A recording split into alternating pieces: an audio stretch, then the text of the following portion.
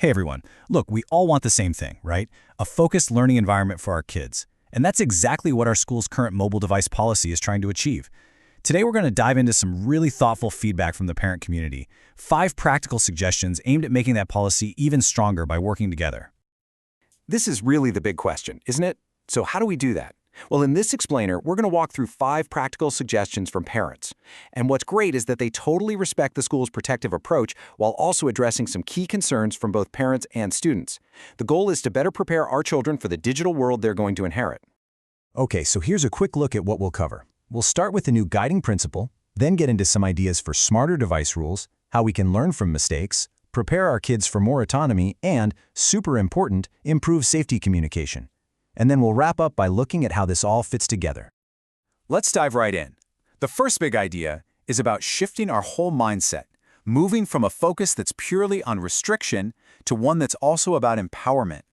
The idea here is that our main goal shouldn't just be about keeping devices out of sight. I mean, that's part of it, but the bigger picture is to actively equip our students with the skills they'll absolutely need as adults.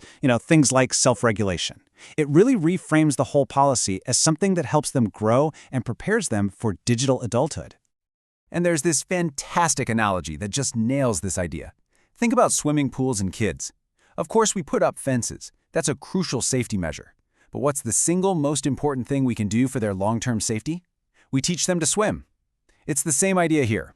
Our rules are the protective fence, but we also need to teach our students how to navigate the digital water safely on their own. And when you think about it this way, it's a win for everybody. Students get essential life skills. For parents, it gives us peace of mind about their future digital well-being. And for our teachers in the school, it lines the policy up perfectly with our core educational mission, getting these kids ready for what comes next. Okay, so that's the big idea. But what does it look like in practice? Well, for starters, it means having smarter rules. Because let's be honest, not all devices are created equal. Right now, our policy kind of lumps everything together. A Kindle for reading, a smartphone with a million apps, it's all just a mobile device. The proposal here is to get a little more nuanced. Instead of a one-size-fits-all rule, we could categorize devices based on what they actually do and what the potential risks are. So, for example, we could have categories like these. A Kindle, which is just for reading, is obviously very different from a fully connected smartphone. This could mean an S2 student might be able to use an e-reader in the library, while the strict rules for smartphones stay exactly the same. It's about being smart with our policy.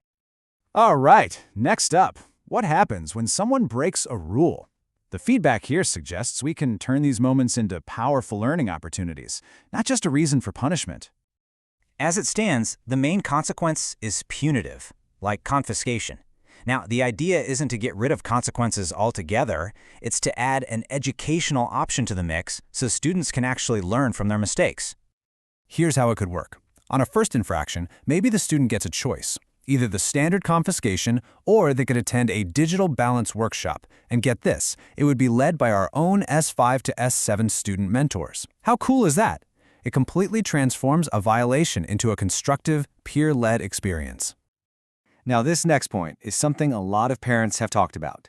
It's that huge jump our kids face when they go from S3 to S4, from having basically no phone permissions to suddenly having them. Yeah, it's been called the cliff effect. For our S1 to S3 students, there's a total ban. Then, boom, they get older and they get permission. This proposal is all about addressing that abrupt shift, that feeling of going from 0 to 60 without any practice labs. So instead of a cliff, the idea is to build a bridge with a 3-step approach. It could start with a digital orientation for S1 students, led by senior students. Then a supervised digital communication zone during lunch, where younger students can practice. And finally, a transition workshop to prepare S3 students for their S4 permissions. It's a much more gradual, supportive way to get there. Okay, this next one is super practical. It gets right to the heart of why many of us give our kids phones in the first place: simple safety and logistics. You know how it is. Students need to coordinate rides home or confirm after-school activities. A really simple proposal is to authorize phone use for this kind of thing after a set time, like 2 p.m. This acknowledges a real-world safety need without disrupting the learning day. So when you put all these pieces together, what do you get? Let's bring it all home. The whole point of this parent feedback isn't to weaken our policy, but to enhance it by striking a better balance between necessary protection and student empowerment. The aim is a truly collaborative approach between parents and the school, all working toward the same goal. This is all about our shared mission to raise digitally responsible students.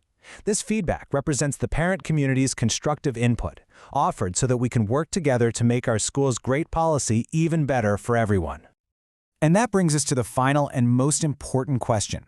This is where we'll leave it, not as an ending, but as an invitation for our entire community to continue this important conversation. How can we, together, build a digitally responsible school community?